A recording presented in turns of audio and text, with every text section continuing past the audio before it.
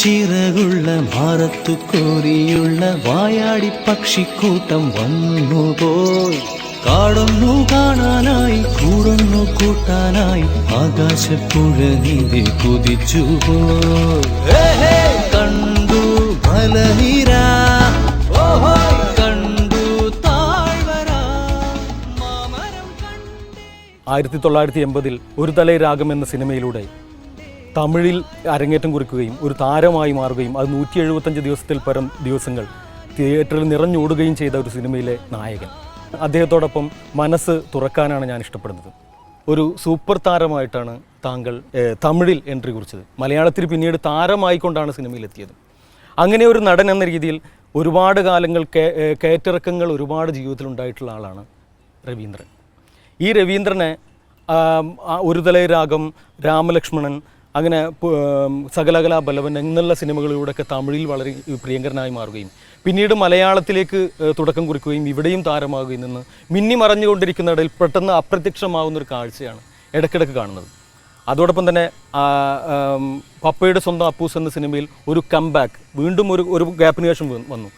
എന്നിട്ട് ആ ഒരു താരപ്രഭയിൽ നിൽക്കുന്ന സമയത്ത് തന്നെ അപ്രത്യക്ഷനാവുകയും പിന്നീട് വീണ്ടും വന്നിരിക്കുന്നു ഇടുക്കി ഗോൾഡുമായി. എത്രമാത്രം വിശ്വസിക്കാം ഒരു നടൻ എന്ന രീതിയിൽ രവീന്ദ്രനെ? ഒരു ആത്മാർത്ഥതയുടെ പര്യായമെന്ന് സുഹൃത്തുക്കൾ വിളിക്കുന്ന എന്നെ വിശ്വസിക്കാമോ എന്ന് ചോദിക്കാമോ സുഹൃത്തുക്കൾക്ക് ചിലപ്പോൾ ആത്മാർത്ഥതയുണ്ടാകും. പക്ഷേ ഒരു പ്രേക്ഷകൻ എന്ന രീതിയിൽ ഒരു പ്രേക്ഷകൻ എന്ന രീതിയിൽ പലപ്പോഴും പ്രേക്ഷകരെ കബളിപ്പിച്ചിട്ടുള്ള ആളാണ് രവീന്ദ്രൻ. കാരണം വന്ന് ഇഷ്ടപ്പെട്ട് തുടങ്ങുന്നതിന് മുമ്പ് എവിടെയോ മറയുന്നു, സ്വയം ഉൾവലിയുന്നൊരു സ്വഭാവമുണ്ട്. അപ്പോൾ ഇപ്പോഴും ഇടുക്കി ഗോൾഡ് എന്ന സിനിമയിലൂടെ കത്തി നിൽക്കുമ്പോൾ എന്നാണ് തിരിച്ച് വേറെ മേഖലയിലേക്ക് പോകുന്നത്, അല്ലെങ്കിൽ വേറെ ഏതെങ്കിലും ഒരു ഭ്രാന്തമായിട്ടുള്ള ഒരു രീതിയിലൂടെ ചലനമാണ് രവീന്ദ്രനെ അടുത്തറിയാവുന്നവർക്ക് പോലും അറിയാവുന്നത്. തീർച്ചയായിട്ടും അങ്ങനെ ഒരു രീതി ഞാൻ അവലംബിച്ചിരുന്നു, ഇല്ലയെന്ന് ഞാൻ പറഞ്ഞില്ല. കാരണം ഒരു തലൈ രാഗം സിനിമ റിലീസായതിനു ശേഷം ഞാൻ തമിഴിൽ വന്നു, ഞാൻ മലയാളത്തിൽ വന്നു. എൻ്റെ അശ്വരഥം, കാഹളം, മദ്രാസിലെ മോൻ ഭയങ്കര ഹിറ്റായി. പക്ഷെ പിന്നീട് ഞാൻ തമിഴിൽ ഹിറ്റായിക്കൊണ്ടിരുന്ന മറ്റ് രാമലക്ഷ്മണൻ, സകലകലാവല്ലവൻ, രംഗ, അടുത്ത വാരിസ്, ഒരു തലൈ രാഗം 1 വർഷത്തോളം ഓടി അലങ്കാർ തിയേറ്ററിൽ. അപ്പോൾ അങ്ങനെ വന്ന് തമിഴിലേക്ക് കൂടുതൽ ഞാൻ ബിഗ് കമ്പനികളിലേക്ക് വന്നപ്പോൾ മലയാളത്തിൽ വലിയൊരു ഗ്യാപ്പ് എനിക്ക് കുറേ നാളുണ്ടായി. അതിനുശേഷം വന്ന ഒരു സിനിമയായിരുന്നു ഒരു സൂപ്പർ ഹിറ്റ് സിനിമ, താങ്കൾ പറഞ്ഞ പോലെ തന്നെ പപ്പയുടെ സ്വന്തം അപ്പൂസ്. പക്ഷെ ആ സമയത്തേക്ക് ഞാൻ വളരെയധികം വന്ന് എന്നിലൊരു പരിവർത്തനം സംഭവിച്ച ഒരു കാലഘട്ടമായിരുന്നു. ഫിലിം എഡ്യൂക്കേഷൻ, ഫിലിം ഫെസ്റ്റിവലുകൾ, ഇത്തരം കാര്യങ്ങളിലൂടെ ഞാൻ അതിന് കാരണം എന്താ പറഞ്ഞാൽ ഒരു ഫിലിം ഇൻസ്റ്റിറ്റ്യൂട്ട് സ്റ്റുഡൻറ്റ് ആഗ്രഹിച്ചിരുന്ന ഒരു ആർട്ട് ഹൗസ് സിനിമയിലൂടെ അല്ല ഞാൻ എൻട്രി ആയത്. ഒരുപക്ഷെ ഞാൻ ആ സമയത്ത് ഉണ്ടായിരുന്ന ഞാൻ അരവിന്ദൻ സാറുമായിട്ട് നല്ല പരിചയമായിരുന്നു, ഭരതേട്ടനായിട്ടും പപ്പേട്ടനൊക്കെ ആയിട്ട് എനിക്ക് വന്നിട്ട് സുഹൃത്തുക്കളായിരുന്നു. കാരണം ഞാൻ തോപ്പിൽപാസിയുടെ മകൻ അജയൻ പെരുന്തച്ചൻ സംവിധാനം ചെയ്യുന്ന എൻ്റെ സീനിയർ സ്റ്റുഡൻറ്റ് കൂടെയാണ് താമസിച്ചിരുന്നത്. പക്ഷേ ഇവരുമായിട്ടുള്ള ബന്ധത്തിലൂടെ വന്നിട്ടുള്ള അങ്ങനെ സീരിയസ് സിനിമകളെ കൊണ്ട് പഠിച്ചിരുന്ന ഞാൻ പെട്ടെന്ന് ഒരു തലൈ രാഗം എന്ന സിനിമയിലൂടെ വന്നിട്ട് തമിഴ് സിനിമയുടെ അന്നത്തെ ഇൻഡസ്ട്രിയുടെ ഭാഗമാണ്. അങ്ങനെയുള്ള വലിയ AVM, ദേവർ ഫിലിംസ്, സത്യ സ്റ്റുഡിയോ, കളിഞ്ചറുടെ ഫിലിംസ്, അങ്ങനെ ഓൺലി ബിഗ് കൺസേൺസിന് മാത്രം പ്രാപ്യമായിട്ടുള്ള ഒരു നടനായിട്ട് ഞാൻ പെട്ടെന്ന് മാറുകയായിരുന്നു എന്നാണ്. അപ്പോൾ ഇതിലൂടെ കുറേ നാൾ നടന്നപ്പോൾ എന്നിൽ തന്നെ എനിക്കൊരു മാറ്റം ഉണ്ടാകാൻ കാര്യം എന്ന് പറയുന്നത് സുമേന്ദ്ര റോയുടെ ഒരു പടം ഞാൻ അഭിനയിക്കുന്നുണ്ട്, സത്യജിത്രയുടെ ക്യാമറമാനായിട്ടുള്ള. അദ്ദേഹമാണ് എന്നിൽ ആദ്യം തിരിച്ചറിഞ്ഞത്. എന്നിലുള്ള എന്നെ ചോദിച്ചു, കാരണം നീ ഇതിനകത്തൂടെയൊക്കെ നടക്കുമ്പോഴും വന്നിട്ടുള്ള നിൻ്റെ മനസ്സിനകത്ത് മറ്റൊരു രീതിയിലുള്ള പഠനത്തിനകത്തുള്ള ഒരു ആഗ്രഹം ഞാൻ കാണുന്നുണ്ട്, എന്തുകൊണ്ട് നീ അത് തുടർന്ന് നടത്തിക്കൂടാന്നുള്ളത്. അടുത്തൊരു പടവും ഞാൻ അദ്ദേഹത്തിൻ്റെ കൂടെ വർക്ക് ചെയ്യാനായിട്ട് സാധ്യമാവുന്നു, എരവുപ്പൂക്കൾ എന്നൊരു പടവും വന്ന്. അങ്ങനെ സ്ലോലി ഞാൻ വീണ്ടും എൻ്റെ ഈ ഫിലിം ഫെസ്റ്റിവലും ഫിലിം ഇൻസ്റ്റിറ്റ്യൂട്ടിലുണ്ടാവുന്ന സ്റ്റുഡൻസിനുണ്ടാവുന്ന ആ ഒരു ഹാങ് ഓവറുണ്ട്, ഒരു different type of art house സിനിമയോടുള്ള അഭികാമ്യം, അല്ലെങ്കിൽ ഈ കൊമേഴ്സ്യൽ ഇൻഡസ്ട്രിയോട് നിന്നുള്ള ഒരു അകൽച്ചയല്ല വരുന്നതിനായിട്ടുള്ള ഒരു രീതികൾ. ആ സമയത്ത് വന്നിട്ടുള്ള ഞാൻ ഒരുപാട് തമിഴ് മുപ്പൊക്കെ ആൾക്കാരുമായിട്ടുള്ള പരിചയമുണ്ടായി. ആ കാലഘട്ടത്തിലാണ് ഗത്താർ പുറത്തു വന്നത്, പീപ്പിൾസ് വാർ ഓർഗനൈസേഷൻ്റെ ഗത്താർ വന്നിട്ടുള്ള അദ്ദേഹത്തിൻ്റെ കലാപരിപാടികളും അദ്ദേഹമായിട്ട് പരിചയമായി. അങ്ങനെ ഞാൻ അത്തരം ആർട്ട് ഫിലിമിലേക്ക് വന്നിട്ടുള്ള ഏറുമനി എന്ന് പറയുന്ന ഒരു സിനിമ അതിനകത്ത് ഞാൻ അഭിനയിക്കാനായി ആർട്ട് ഹൗസ് സിനിമകൾ കൺസിവന്താൽ മനസ്സ് വെക്കും ഇത്തരത്തിലേക്ക് ഞാൻ പോകുമ്പോൾ ഞാൻ കൊമേഴ്സ്യൽ സിനിമയിൽ നിന്ന് മാറാൻ തുടങ്ങിയിരുന്നു. അല്ല, ആ കാലഘട്ടങ്ങളിൽ ഒരു എൻ്റർടൈനർ എന്നുള്ള രീതിയിൽ ഒരു ഡിസ്കോ തരംഗങ്ങൾ, ഇപ്പോൾ കമൽഹാസൻ ഒരു കാലത്ത് നല്ല ആ ഒരു രീതിയിലുള്ള ഡാൻസ് യുവാക്കളുടെ ഒരു പാറ്റേണിലുള്ളൊരു ഇതായിരുന്നു. അതുപോലെ തന്നെ അതോടൊപ്പം ചേർത്ത് വെക്കാവുന്ന ഒരു പേരായിരുന്നു രവീന്ദ്രൻ്റെ ഡിസ്കോ. അത് ഭയങ്കര ഹിറ്റായിരുന്ന സംഭവമായിരുന്നു. ആ ഡിസ്കോ തന്നെ പലപ്പോഴും ഇപ്പോൾ പുതിയ ജനറേഷനിലെ ആളുകൾ അത് പിന്നീട് മിമിക്രിക്കാരൊക്കെ ഇടക്കാലത്ത് വളരെയധികം ഇമിറ്റേറ്റ് ചെയ്തിരുന്നു. പിന്നീട് ഇപ്പോൾ വരുന്ന സിനിമകൾ, ഇപ്പോൾ ഒരു സിനിമയിൽ കിളി പോയി എന്നുള്ള സിനിമയിൽ അതിൻ്റെ ഒരു പാറ്റേണിലേക്കുള്ള ഒരു രീതി ഉണ്ടായിരുന്നു. അതൊക്കെ വളരെ ഇൻട്രസ്റ്റിംഗ്. ഈ കാലഘട്ടങ്ങളിലും അത് ആളുകൾ എൻജോയ് ചെയ്യുന്നു എന്നുള്ളത് ഒരു നടൻ അല്ലെങ്കിൽ ഒരു നടൻ്റെ ഒരു കഴിവായിട്ട് തന്നെയാണ് തോന്നുന്നത്. പിന്നെ ഞാൻ ഇതിനകത്ത് പറയാൻ ഉദ്ദേശിച്ചത് അത് തന്നെയാണ്. കാരണം ഈ മാറ്റത്തിനുണ്ടാവുന്ന സമയത്ത് ഞാൻ ഇറങ്ങിയ ഫീൽഡ് നിങ്ങൾ നോക്കുകയാണെങ്കിൽ വളരെ വ്യത്യസ്തമായ ഒരു ഫീൽഡിലേക്കാണ് ഞാൻ അവിടെ നിന്ന് ഇറങ്ങിയത്. പപ്പയുടെ സ്വന്തം അപ്പോസ് ചെയ്യുന്നത് അത് ഒരു കൺസ്ട്രക്ഷൻ ഫീൽഡിൽ, കൺസ്ട്രക്ഷൻ അല്ല, ആക്ച്വലി കൺസ്ട്രക്ഷൻ ഈ ഒരു വേൾഡിലേക്ക് ഇറങ്ങുമായിരുന്നു. അത് അക്കാഡമിക്കലായിട്ടുള്ള ഒരു എൻട്രി ആയിരുന്നു എനിക്ക്. Like structural research centre of India, IIT Roorkee എന്നുള്ള സയൻറ്റിസ്റ്റുകളുമായിട്ടുള്ള ബന്ധം എനിക്കുണ്ടാവുകയും അങ്ങനെ കേരളത്തിലേക്ക് 53 ഗ്രേഡ് സിമെൻറ്റ് നമ്മൾ ലോഞ്ച് ചെയ്യാൻ പറ്റുന്നു, ഹൈ ഗ്രേഡ് സ്റ്റീൽ ചെയ്യാൻ പറ്റുന്നു, കൺസ്ട്രക്ഷൻ്റെ മെത്തേഡുകൾ മാറുന്നു. ഞാനതിന് ആ സമയത്താണ് കൺസ്ട്രക്ഷൻ മാനേജ്മെൻറ്റിൽ എനിക്ക് വേൾഡ് ഓഫ് കോൺക്രീറ്റ് USA ഇപ്പോൾ എനിക്കൊരു മാസ്റ്റർ സർട്ടിഫിക്കറ്റ് പഠിക്കാനുള്ള അവസരം കിട്ടുന്നത്. ഇന്ത്യൻ കോൺക്രീറ്റ് ഇൻസ്റ്റിറ്റ്യൂട്ടിൻ്റെ കേരള ചാപ്റ്ററിൻ്റെ ഞാൻ കൺവീനർ ആകുന്നു. ഞാനിവിടെ വളരെ വ്യത്യസ്തമായിട്ടുള്ള അല്ലെങ്കിൽ ആ തരത്തിലുള്ള ലൈക്ക് കൺവെൻഷൻ സെൻറ്റേഴ്സുകൾ, ഗൾഫാർ, UC കോളേജ് സ്റ്റേഡിയം, അങ്ങനെ ഞാൻ ഇൻറ്റീരിയർ ഡിസൈനറായിട്ട് മാറുന്നു. ലോകത്തിൽ വന്നിട്ടുള്ള ഒരു നടൻ എന്ന രീതിയിൽ മാത്രം ഞാൻ കാണാതെ എൻ്റെ ജീവിതത്തിന് നമുക്ക് കിട്ടുന്നത് ഒരു ജീവിതമാണ്. ആ ജീവിതത്തെ നമ്മൾ എങ്ങനെ ജീവിക്കുന്നു എന്നുള്ളതിനാണ് നമുക്കുന്നത്. നമ്മളൊരു കൂട്ടിലകപ്പെട്ട ഒരു പക്ഷിയല്ലാതെ നമ്മൾ കിട്ടുന്ന സ്വാതന്ത്ര്യത്തെ നമ്മൾ എടുക്കുകയും നമ്മൾ അറിവിൻ്റെ വഴിയിലേക്ക് പോവുകയും അതിനെ നമ്മൾ തിരഞ്ഞെടുക്കാനുള്ള ഒരു ശക്തി ഞാൻ ആർജിക്കുകയായിരുന്നു. അവിടെ വളരെ ഒരു പവർഫുൾ ഡിസിഷൻ എടുക്കേണ്ട ഒരു സമയമുണ്ടായിരുന്നു. കാരണം അത്രയും നാളും ഒരു കൊമേഴ്സ്യൽ നടനായിട്ട് നടന്ന ഞാൻ എങ്ങനെ വളരെ വ്യത്യസ്തമായൊരു ഫീൽഡിലേക്ക് ഞാൻ ഒതുങ്ങപ്പെടാൻ പറ്റും, ഇത് എന്നെ ചുറ്റുമിരുന്ന ആൾക്കാർക്കൊരു സംശയം ഉണ്ടായിരുന്നു. പക്ഷേ ഇതിനെല്ലാം ഞാൻ മാറ്റിമറിക്കാൻ എന്നെക്കൊണ്ട് സാധിച്ചു. കാരണം അതിനോടുള്ള എൻ്റെ ഒരു അഭിമാന്യമായിരുന്നു അത്. അല്ല, ഇപ്പോൾ ഈ പറഞ്ഞ സ്ഥിതിക്ക് സ്വയം അതൊരു പേഴ്സണൽ കാര്യങ്ങളാണ്. ഇപ്പോൾ വേറൊരു കൺസ്ട്രക്ഷൻ ഫീൽഡിലേക്ക് പോകുന്നു. നമ്മൾ എപ്പോഴും നമ്മൾ പറയുന്ന ഒരു കാര്യമുണ്ട്, ഒരു സിനിമയിൽ നമ്മൾ വർക്ക് ചെയ്ത് കഴിഞ്ഞാൽ, സിനിമയുടെ ഭാഗമായി കഴിഞ്ഞാൽ ആ സിനിമ ഇൻഡസ്ട്രി അല്ലെങ്കിൽ സിനിമയുടെ ഭാഗമല്ലാതെ ആകുമ്പോൾ ഒരു വല്ലാത്ത വീർപ്പൂട്ടലായിരിക്കും. ഇല്ല, യഥാർത്ഥത്തിൽ ഞാൻ സിനിമയിൽ നിന്നല്ല മാറിയത്. അവിടെയാണ് എൻ്റെ ഇപ്പോഴത്തെ വരുന്ന പ്രോജക്റ്റ്. തീർച്ചയായിട്ടും അതൊരു ഇവിടെ ഫിലിം സൊസൈറ്റികൾ, അതിലേക്ക് നമുക്ക് പിന്നീട് കിടക്കാം.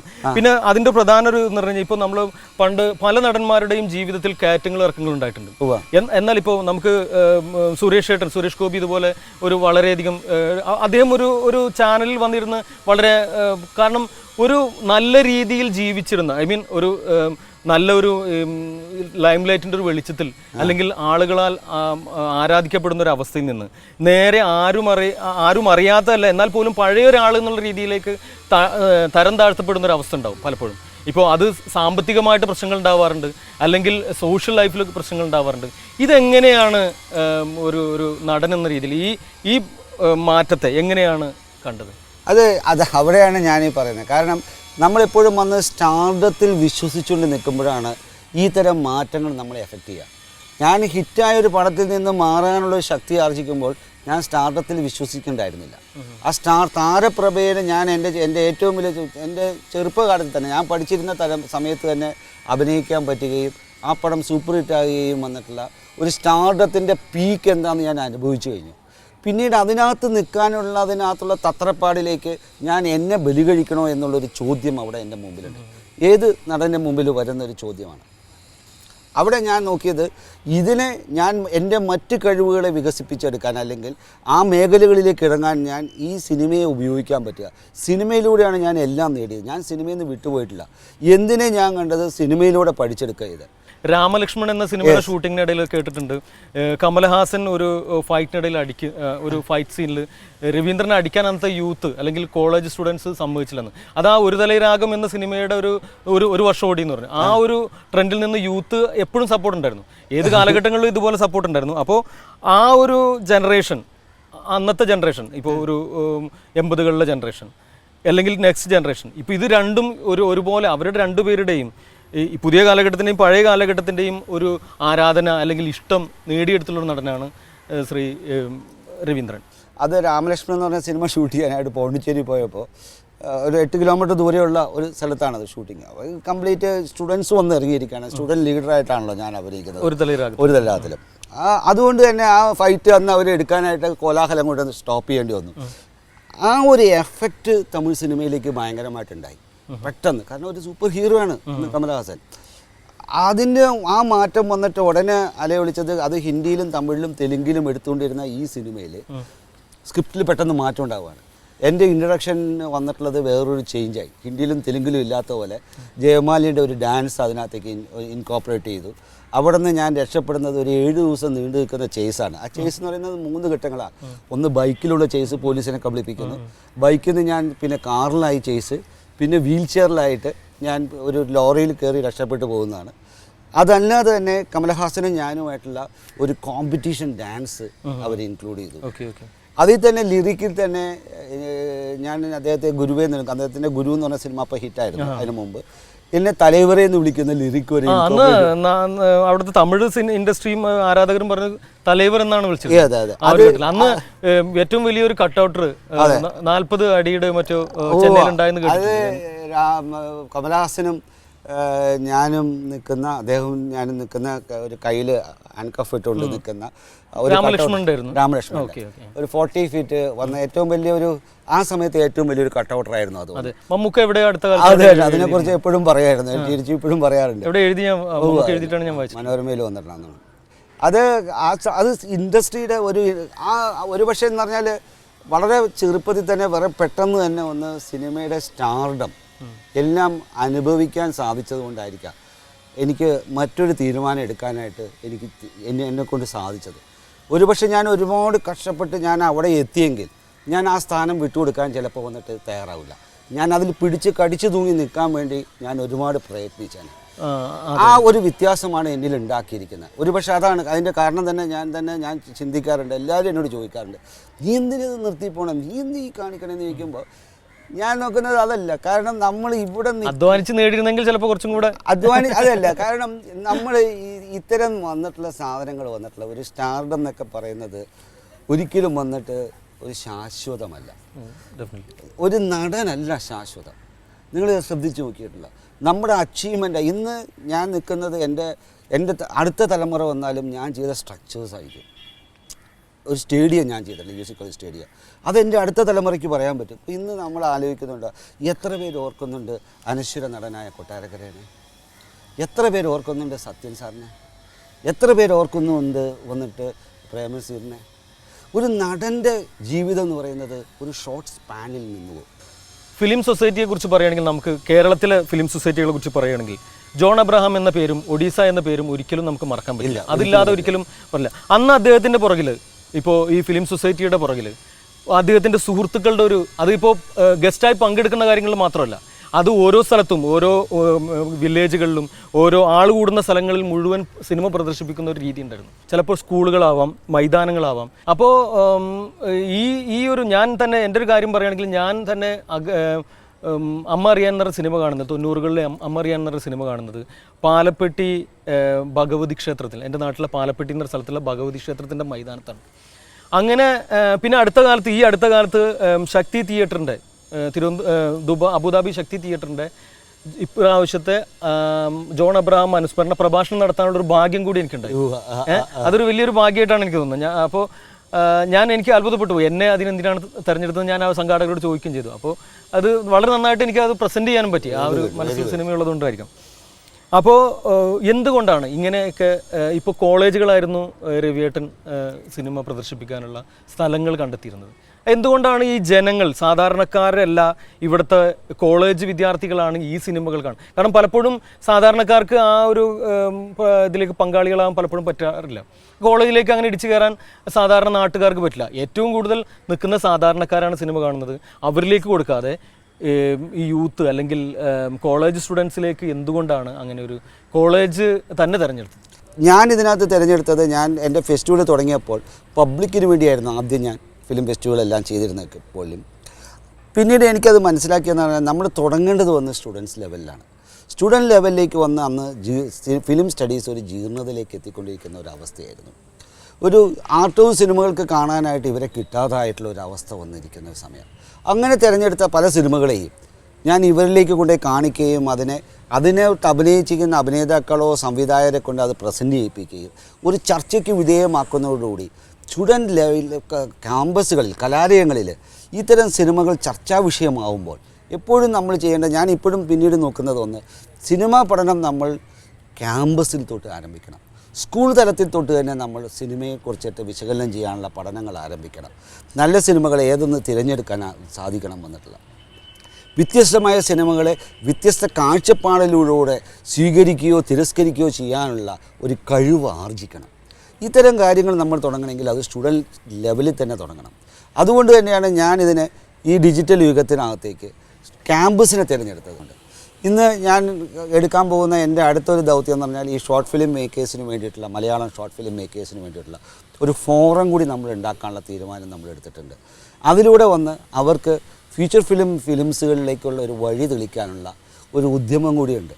ഇപ്പം ഞാൻ ഈ പറയുന്നത്, ഒരു സിനിമ എനിക്ക് എന്ത് തന്നിട്ടുണ്ടോ ആ തരുന്ന ഞാൻ അതിനെ മേടിച്ചെടുക്കാൻ മാത്രമല്ല ഞാൻ ബാധ്യസ്ഥൻ, ഞാൻ സിനിമ എന്ന ലോകത്തിലേക്ക് ഞാൻ കൊടുക്കാനും ബാധ്യസ്ഥനാണ്. തീർച്ചയായും അതാണ് ഞാൻ ചെയ്യുന്ന പ്രവൃത്തി.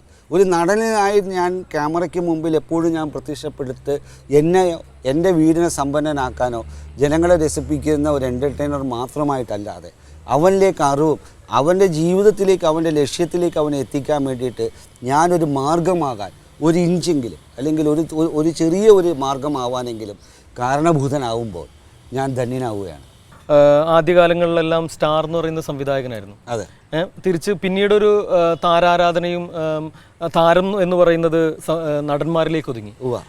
അപ്പോൾ ആരാവണം യഥാർത്ഥത്തിൽ താരം എന്നൊരു സംവിധായകനാണോ, ഇടയ്ക്ക് നിർമ്മാതാവുമായിരുന്നു, നിർമ്മാതാവാണോ അല്ലെങ്കിൽ സംവിധായകനാണോ, നടനാണോ, നിർമ്മാതാവാണോ, ഇതിൽ ആരാവണം? ഇത് ചരിത്രപരമായിട്ട് നമ്മൾ സിനിമയെ കാണുമ്പോഴാണ്, അതിനെ പഠിക്കുമ്പോഴാണ് നമ്മളിതിനെ മനസ്സിലാക്കുന്നത്. ഇപ്പോൾ ഒരു ഏകദേശം 110-95 തന്നെയാണ് നമ്മൾ കണക്ക്. ഇൻഡസ്ട്രി ഉണ്ടായത് ഒരു 100-110 വർഷത്തോളമായി ലോക സിനിമയിലെ ഈ ഇൻഡസ്ട്രി എന്ന് പറയുന്ന ഒരു സംഭവം ഉണ്ടാക്കിയതിന് ശേഷം. അപ്പോൾ ആദ്യം വന്നിട്ടുള്ളത് പ്രൊഡക്ഷൻ കമ്പനികളായിരുന്നു താരങ്ങൾ. പിന്നീട് ഡയറക്ടറായി ഗ്രിഫിത്ത് ഭയങ്കര ഡയറക്ടറായിരുന്നു. ആദ്യത്തെ സിനിമയുടെ പിതാവെന്ന് വിളിക്കുന്ന ഗ്രിഫിത്തായി. പിന്നീട് ചാർലി ചാപ്ലിന്, അതേപോലത്തെ വന്നിട്ടുള്ള അവരൊക്കെ വരാൻ നേരത്ത് ഒരുപാട് ആക്ടേഴ്സുകൾ വരാൻ നേരത്ത് സ്റ്റാർഡം തന്നെ ഈ സ്റ്റുഡിയോ ഉണ്ടാക്കാൻ തുടങ്ങി. സ്റ്റാർഡം ഉണ്ടാക്കുന്നത് വന്നിട്ടുള്ളത് ഒരു കൊമേഴ്സ്യൽ സിനിമയുടെ വന്നിട്ടുള്ള ഒരു ആവശ്യമായിട്ട് മാറി. കാരണം ഈ സ്റ്റാറിനെ അവരുണ്ടാക്കുകയാണ്. അവരൊരു സ്റ്റാറിനെ ഉണ്ടാക്കിയാൽ ആ സ്റ്റാറിനെ കാണാനായിട്ട് വരുന്ന ആൾക്കാരിലൂടെയാണ് ഈ കൊമേഴ്സ്യൽ ഇൻഡസ്ട്രി നിലനിന്നിരുന്നത്. അപ്പോൾ എക്കാലത്തും വന്നിരിക്കുന്നതിനകത്തേക്ക് ഒരു സ്റ്റാറിനെ ഇൻഡസ്ട്രി ഉണ്ടാക്കിയതാണ്. അത് സിനിമയുടെ ഒരു ആവശ്യമായിട്ട് മാറി. കാരണം നമ്മളെപ്പോഴും വന്നിട്ടുള്ള ഒരു പഴയ ഒരു ഇംഗ്ലീഷ് സിനിമയുടെ ഡയറക്ടറെ വെച്ചല്ല നമ്മൾ ചിലപ്പോൾ വന്നിട്ടുള്ള DVD എടുക്കുക. നമ്മൾ ആരാണ് നടനെന്ന് നോക്കിയിട്ടായിരിക്കും ചിലപ്പോൾ. സംവിധായകരുണ്ട്, ഞാനില്ലെന്നല്ല പറയുന്നത്. അപ്പോൾ അവർ സ്റ്റാർഡം ഉണ്ടാക്കേണ്ട ഒരു അനിവാര്യം വന്നു. പക്ഷേ അതേപോലെ തന്നെ നമ്മൾ സ്പീൽബർഗിൻ്റെയോ അല്ലെങ്കിൽ ലൂക്കാസിൻ്റെയോ അല്ലെങ്കിൽ അത്തരം വന്നിട്ടുള്ള മാർട്ടിൻ സ്കോർസെസിയുടെയോ പടങ്ങളെ വന്നിട്ട് തിരഞ്ഞെടുക്കാൻ തുടങ്ങി. ഒരു കൊമേഴ്സ്യൽ സിനിമയുടെ വാർത്താക്കളായിട്ട് സംവിധായകരെ വന്നിട്ടുള്ള. അന്നും സ്റ്റാർ സംവിധായകരും ഉണ്ടായിരുന്നു. 2-3 തരത്തിലൂടെ സിനിമ നിർമ്മാതാവിൻ്റെ ആവാം. ഒരു നിർമ്മാതാവില്ലാതെ ഒരു സിനിമ ഉണ്ടാക്കപ്പെടുന്നില്ല. അപ്പോൾ സിനിമ നിർമ്മാതാവിൻ്റെ ആകാം. ഒരു സംവിധായകനാണ് ഈ സിനിമയെ ആദ്യം ഉൾക്കാഴ്ചയിലൂടെ കാണുന്നത്. അവൻ്റെ കാഴ്ചയിലൂടെ കാണുന്ന സിനിമയാണ് അവൻ രൂപപ്പെടുത്തുന്നത്. അപ്പോൾ സിനിമ സംവിധായകൻ്റേതായിട്ട് മാറുന്നു. എന്നാൽ അത് കഥാപാത്രങ്ങളിലൂടെയാണ് ഈ സിനിമ ജനങ്ങളിലേക്ക് എത്തുന്നത്. അപ്പോൾ അത് നടൻ്റെ സിനിമയായിട്ട് മാറുന്നു. അപ്പോൾ നമ്മൾ ഇതിനെ വേർതിരിക്കപ്പെടാതിരിക്കാനും പറ്റില്ല. ആ സമയത്ത് ഇതൊരു സംവിധായകൻ്റെ കലയാണെങ്കിൽ അത് സംവിധായകൻ്റെ കല തന്നെയാണ്. അത് നമ്മൾ സമ്മതിച്ചേ പറ്റുള്ളൂ. നടൻ അവിടെ ഒരു മീഡിയമായിട്ട് മാറുന്നു. ആ മീഡിയം ജനങ്ങളിൽ ഉണ്ടാക്കുന്ന ഇൻഫ്ലുവൻസാണ് ഈ സിനിമയിലേക്ക് ആകർഷിക്കാനും ഒരു കാരണമായിട്ട് മാറുന്നത്. അപ്പോൾ ആ നടൻ താരമായിട്ട് മാറുന്നു. ഇത് എക്കാലത്തും നടക്കുന്നൊരു സംഭവമാണ്. അവിടെ നമ്മൾ വന്നിട്ടുള്ള ഒരു വാദപ്രതിവാദത്തിനല്ല നിൽക്കേണ്ടത് വന്നിട്ടുള്ളത്. ആ സിനിമയ്ക്ക് അനുയോജ്യമായ എന്തോ, ഇപ്പോൾ ഒരു പുതിയൊരു ഡയറക്ടർ വരുന്നു, അവനൊരു നല്ലൊരു നടനെ ഒരു സ്റ്റാറിനെ വന്നിട്ടുള്ള അവനകത്ത് അഭിനയിക്കാൻ കിട്ടുമെങ്കിൽ അവൻ ആ സ്റ്റാറിനെ വെച്ചായിരിക്കും അവൻ ആ സിനിമയെ വിൽക്കുക. കാരണം ഇവനറിയില്ലല്ലോ ആരാണെന്നുള്ളത്. എന്നാൽ ഇപ്പോൾ ഞാൻ പറഞ്ഞ ആഷിഖ് കപൂറിൻ്റെ സിനിമ ഇടുക്കി ഗോൾഡ്, ആഷിഖ് കപൂർ ആയിരുന്നു താരം. ഞങ്ങൾ ആരുമല്ല താരം അതിനകത്ത്. അതിൽ ആഷിഖ് അബു എന്ന് പറയുന്ന വ്യക്തിക്ക് വേണ്ടിയാണ് യഥാർത്ഥത്തിൽ ആ സിനിമയിൽ ഉണ്ടായേക്കണ ആ ഇനീഷ്യൽ പുല്ല്. പിന്നീട് ആ സിനിമ കൊണ്ടുപോയി ആ സിനിമയിൽ അഭിനയിച്ച ഞങ്ങൾ അതിലൂടെ താരങ്ങളായിട്ട് മാറി. ഇപ്പോൾ ഇനിയിപ്പോൾ ഇടുക്കി ഗോൾഡിലേക്ക് വന്ന സ്ഥിതിക്ക് ഇപ്പോൾ നമ്മുടെ ഈ പുതിയ തരം കുറേ സിനിമകൾ ഉണ്ടാകുന്നുണ്ട്. ഇപ്പോൾ പല പുതിയ ഡയറക്ടേഴ്സ് വരുന്നു, എല്ലാവരും വരുന്നു. ഇപ്പോൾ പഴയ കാലഘട്ടത്തിലുള്ള സംവിധായകരും അവരുടെ പ്രഭയോടുകൂടെ നിൽക്കുന്നുണ്ട്. ഈ ഏറ്റവും കംഫർട്ടബിൾ, വർക്ക് ചെയ്യാൻ കംഫർട്ടബിൾ എന്ന് പറയുന്നത് ഇപ്പോൾ അടുത്ത കാലത്തൊക്കെ എനിക്ക് തോന്നുന്നു പുതിയ സംവിധായകരുടെ കൂടെയാണ് കൂടുതൽ സഹകരിച്ചിട്ടുള്ളത്. അതെ, പഴയ കാലഘട്ടത്തിൽ പലരും പ്രഗത്ഭരായിട്ടുള്ള പലരും നിൽക്കുന്നുണ്ട്. ആരുടെ കൂടെ വർക്ക് ചെയ്യാനാണ് ഒരു നടൻ എന്ന രീതിയിൽ കംഫർട്ടബിൾ ആയിട്ട് തോന്നുന്നത്? ഞാൻ സാധാരണ വന്നിട്ടുള്ള ഒരു ഡയറക്ടറുടെ ആക്ടറാണ്. ഞാൻ എപ്പോഴും ശ്രദ്ധിക്കുക, എൻ്റെ സംവിധായകൻ്റെ മനസ്സിൽ കാണുന്ന കാഴ്ചയിലൂടെ ആ കഥാപാത്രത്തെ കൊണ്ടുപോകാൻ ആഗ്രഹിക്കുന്ന ഒരുത്തനാണ്. അവിടെയാണ് എൻ്റെ വിജയം നിൽക്കുന്നത്. അത് ഞാൻ ഡബ്ബിംഗ് തിയേറ്ററിൽ പോയാലും ശരി, ഞാൻ ഷൂട്ടിംഗ് കഴിഞ്ഞാൽ ഉടനെ ഓടിപ്പോയി ആ സ്ക്രീൻ നോക്കാറില്ല. ഞാൻ നോക്കുന്നത് സംവിധായകന് തൃപ്തിയായോ എങ്കിലും. ഇപ്പോൾ പലരും ആദ്യം അഭിനയിച്ചു കഴിഞ്ഞാൽ ഒന്ന് കണ്ട് അവർ പോലും പല നടന്മാരും പറയുന്നുണ്ട് ഓക്കെ അല്ല വൺ മോറും കൂടെ പറയാറുണ്ട്. സംവിധായകൻ വിശ്വസിക്കാത്തതുകൊണ്ടാണോ? അല്ല, അത് എനിക്കറിയില്ല. ഞാൻ അവിടെ അല്ല, ഞാൻ പൂർണ്ണമായിട്ടും ഒരു സംവിധായകൻ്റെ നടനായിട്ട് മാറാൻ ആഗ്രഹിക്കുന്ന ഒരുത്തനാണ്. അവിടെ എന്താണെന്ന് പറഞ്ഞാൽ ഒരു ടെൻഷൻ ഫ്രീ ആണ്. നമ്മൾ അതിനെ മനസ്സിലാക്കി ഒരു സംവിധായകൻ അവൻ ഇതിനു മുമ്പ് മാസങ്ങളോളം നിന്നാണ് അവരുടെ ഗ്രൂപ്പ് ഈ കഥ ഉണ്ടാക്കുന്നത്. അവർ ഈ സിനിമയെ പല പ്രാവശ്യം മനസ്സിൽ കാണുകയാണ്. തീർച്ചയായിട്ടും. ഞാൻ അന്നേരം എൻ്റെ അടുത്ത് പറയാൻ നേരത്ത് ഞാൻ ചെയ്യേണ്ട എൻ്റെ ധർമ്മം എന്ന് പറയുന്നത് ആ കഥാപാത്രത്തിൽ നിന്ന് ഒരു നടൻ എന്ന എന്നിലൂടെ എൻ്റെ മനോധർമ്മത്തിൽ ഞാൻ ആ ക്യാരക്ടറിലേക്ക് കൊണ്ടുവരിക. അതെൻ്റെ ഒരു കോൺട്രിബ്യൂഷനാണ്. അത് ഞാൻ ചെയ്യുമ്പോഴുള്ള വേറൊരു നടൻ ചെയ്യുമ്പോൾ അത് വേറൊന്നായിരിക്കും. ആ എന്നിലുണ്ടാകുന്ന കോൺട്രിബ്യൂഷൻ ഞാൻ അത് കൊടുക്കുകയും അത് അദ്ദേഹത്തിന് സാറ്റിസ്ഫൈഡ് ആണോ ഇല്ലയോ എന്നുള്ളത് ഞാൻ മനസ്സിലാക്കിയെടുക്കുക. ആ വഴിയിലൂടെ യാത്ര ചെയ്യാനാണ് എനിക്ക് എളുപ്പം. അതുകൊണ്ട് എനിക്ക് ആൾക്കാർ വരുമ്പോഴും എനിക്ക് പ്രയാസമില്ല. ഞാൻ വന്ന് കിളിബോയിലെ വിനയോടെ വർക്ക് ചെയ്യുമ്പോഴും ഞാൻ ഭയങ്കര ഒരു എനർജറ്റിക്കായിട്ട് സന്തോഷമായിട്ട് എനിക്ക് ചെയ്യാൻ പറ്റി. അതേ സമയത്ത് വന്നിട്ടുള്ള ആഷിഖ് അബുവിൻ്റെ കൂടെ ചെയ്യുമ്പോഴും എനിക്ക് വന്നിട്ട് ഭയങ്കര സന്തോഷമായിട്ട് തോന്നി. കാരണം നമ്മുടെ റെസ്പോൺസിബിലിറ്റി ഏറ്റെടുക്കാൻ ശരിയോ തെറ്റ്. ഞാൻ ഡബ്ബിംഗ് തിയേറ്ററിൽ ഇപ്പോൾ പോകുമ്പോൾ വരെ ഞാൻ ശ്രദ്ധിക്കുന്നത് അവർ എത്ര പ്രാവശ്യം എടുക്കാൻ പറയുന്നു അത്രയും പ്രാവശ്യം ഞാൻ നിന്ന് കൊടുക്കും. കാരണം അവരാണ് തീരുമാനിക്കേണ്ടത് തെറ്റോ ശരിയോ വേണമെന്നുള്ളത്. എൻ്റെ ജോലി അതനുസരിച്ച് ചെയ്തു കൊടുക്കുക എന്നുള്ളതിനെ വിശ്വസിക്കുന്ന ഒരു നടനാണ് ഞാൻ. എന്തായാലും ഒരുപാട് നല്ല, എനിക്ക് തോന്നുന്നു രവിയേട്ടൻ വളരെ അടുത്ത തമ്പിച്ചേട്ടൻ, യഥാർത്ഥ പേര് തമ്പി. എങ്ങനെയാണ് രവീന്ദ്രൻ എന്ന പേരിലേക്കുള്ള ഒരു മാറ്റം? അത് നടനിലേക്കുള്ളൊരു പരകായ പ്രവേശം തന്നെയാണ്. തമ്പി എന്ന് പറയുന്നത് ഇത് എന്നിലുള്ള ഞാൻ, രവീന്ദ്രൻ എന്ന് പറയുന്ന ഞാൻ രവീന്ദർ എന്ന പേരിലാണ് ശരിക്കും അറിയപ്പെടുന്നത്. മലയാളത്തിലേക്ക് വന്നപ്പോൾ രവീന്ദ്രനായി. പലപ്പോഴും ഇതൊരു കൺഫ്യൂഷൻ ഉണ്ടാക്കുന്ന ഒരു കാര്യമാണ്. ഞാൻ ഇപ്പോൾ പലപ്പോഴും രവീന്ദർ എന്ന് പറയാനായിട്ടാണ് ആഗ്രഹിക്കുന്നത്. കാരണം ഞാൻ എൻ്റെ പാസ്പോർട്ടിൽ ഒരു രവീന്ദർ എന്നുള്ള പേരാണുള്ളത്. എന്നെ എൻ്റെ സുഹൃത്തുക്കൾ തമ്പി എന്ന് വിളിച്ചാലും തമ്പി എന്ന് വിളിയേക്കുമ്പോൾ ഞാൻ നടനല്ലാതായി തീരുകയും ഞാൻ അറിയാതെ എന്നിലുള്ള എന്നെ ഞാൻ തിരിച്ചറിയുകയും, രവീന്ദർ എന്ന് പറയുമ്പോൾ ഞാൻ വന്നിട്ടുള്ള എൻ്റെ പ്രൊഫഷനിലൂടെ ഞാൻ ചെയ്യുന്ന എൻ്റെ ധർമ്മത്തെ തിരിച്ചറിയുകയാണ് ചെയ്യുന്നത്. ഈ രണ്ട് വ്യത്യാസങ്ങൾ എനിക്ക് എപ്പോഴും ഉണ്ടാവുന്നുണ്ട്. രണ്ടാണ്. പിന്നെ അപ്പോൾ എന്തായാലും ഒരുപാട് ഇപ്പോൾ ന്യൂ ജനറേഷൻ ആണെങ്കിലും അല്ലാതെയും ഒരുപാട് സ്പേസ് ഇപ്പോൾ മലയാള സിനിമയിലും എനിക്ക് തോന്നുന്നു ഇപ്പോൾ തമിഴ് സിനിമയിലേക്കും തിരിച്ച്